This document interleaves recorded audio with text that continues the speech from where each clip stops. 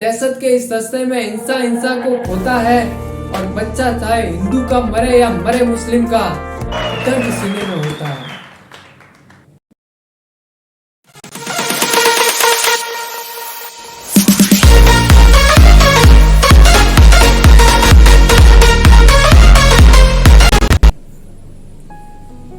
Jesus ने कल रात श्री राम जी को फोन लगाया।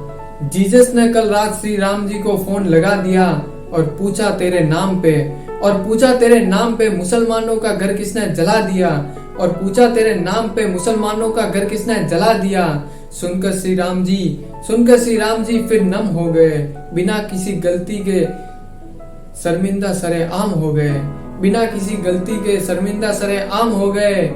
थोड़ी देर में जीसस ने एक और फोन लगाया। इस बार ये फोन अल्लाह को था आया। जीसस बोले मैं सारी सेटलमेंट करवा रहा था, फिर क्यों तेरे किसी बंदे ने जाके हिंदू का घर जला डाला, फिर क्यों तेरे बंदे ने हिंदू का घर जला डाला। इस बात पे अल्लाह भी नम हो गए, बिना किसी गलती के जलील सरे आम हो गए, बिना किसी गलती के जलील सरे आम हो गए। एक कौन थे क्या थे मुश्किल नहीं था जानना, एक कौन थे क्या थे मुश्किल नहीं था जानना। इंसानों के भेष में थे भेड़ियों का कारवा, इंसानों के भेष में थे भेड़ियों का कारवा। ना शर्मिंदगी ना मलाल ना गुमानगी थी, ना शर्मिंदगी ना मलाल ना गुमा इन्हें थी।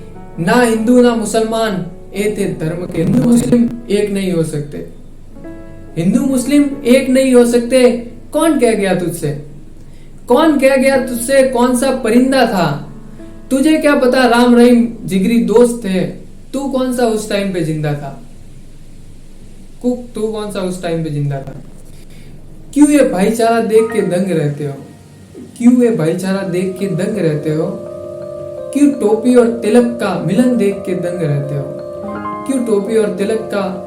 के दंग रहते हो। गीता और कुरान में कहा कुछ अलग बताया है, दोनों ने सिर्फ और सिर्फ अमन सिखाया है। यदि इस पर भी आपत्ति है तेरी तो खुली चुनौती है मेरी। अगर इस बात पर भी आपत्ति है तेरी तो खुली चुनौती है मेरी। बता किस आयत या श्लोक में एक बात बताइए कि मुसलमान मेरा दोस्त नहीं हो सकता और वो उसका भाई, मुसलमान मेरा दोस्त नहीं हो सकता और मैं उसका भाई। कलयुग की इस दुनिया ने एक कैसा दर्श दिखाया है। अरे जिहाद की जिद में इन कुत्तों ने बच्चों का खून बहाया है। एक खरोच से व्याकुल होकर आंसू जिसके गिर जाते थे, खून से लथपथ सब बेटे का उस बाप ने कैसे उठाया है। और तुझको हम कैसे समझाए दहशत के इस रास्ते पर इंसान को खोता है, कैसे समझाए दहशत के इस रास्ते में इंसान को खोता है। और बच्चा चाहे हिंदू का मरे या मरे मुस्लिम का, दर्द सीने में होता है।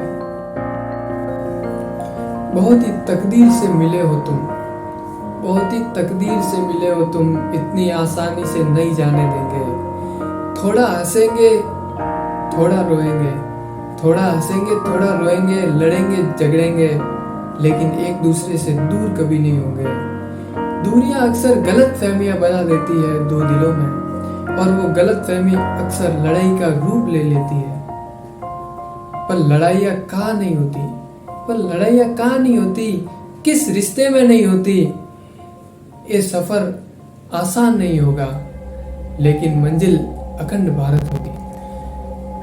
ये जो हिंदू मुस्लिम भाईचारा है, ये 50-100 साल पुराना नहीं है। ये महाराणा प्रताप के टाइम का 400-500 साल पुरानी बात है, जब महाराणा प्रताप के सेनापति हकीम खां सूरी जब अपनी पूरी सेना लेकर आए थे महाराणा प्रताप के साथ देने अकबर के खिलाफ लड़ने के लिए। तो उस टाइम में एक कविता लिखी गई थी, वो सुनाता हूँ मैं आपको कि मंडराया था खतरा मुगलों का मेवाड़ी माटी पे, युद्ध भयानक होने वाला था हल्दी घाटी में।